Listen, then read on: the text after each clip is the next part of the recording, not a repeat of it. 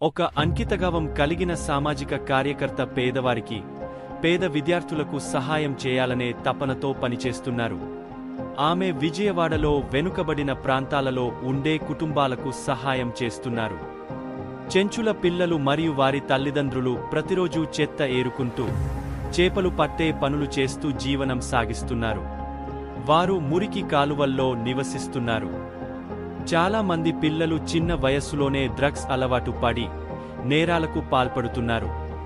కొంతమంది పిల్లలు చిన్న వయస్సులోనే పెళ్లిళ్లు చేసుకుని చదువు మానేసి జీవితాన్ని కష్టాల్లో నెట్టుకుంటున్నారు. ఈ పరిస్థితులను మారుస్తూ ఆమె పిల్లల చదువుకు ఎంతో ప్రాముఖ్యత ఇస్తున్నారు.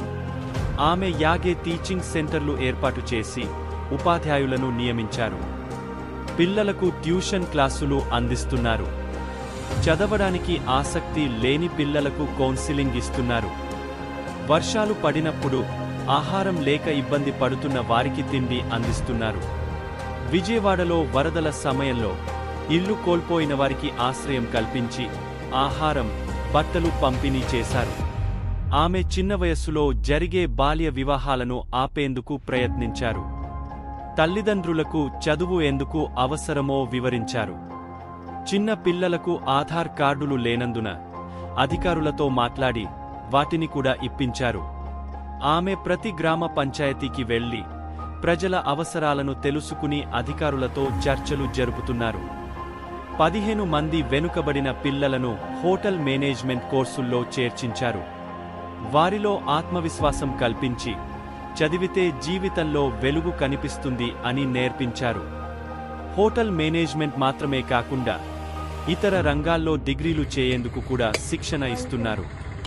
ప్రస్తుతం ఆమె ఏర్పాటు చేసిన యాగే సెంటర్లలో పనిచేస్తున్న ప్రతి ఉపాధ్యాయునికి నెలకు 2,000 రూపాయలు చొప్పున జీతం చెల్లించేందుకు నిధులు సేకరిస్తున్నారు. ఇప్పుడు ఆమె చేస్తున్న సహాయం కొంతమందికే అందుతోంది. ఇంకా చాలా మంది సహాయం కోసం ఎదురు చూస్తున్నారు. మీరు కూడా ముందుకు వచ్చి ఈ సమాజానికి వెలుగు చూపించండి. మీ సహాయం ఎవరో ఒకరి జీవితాన్ని మార్చే శక్తి కలిగి ఉంటుంది.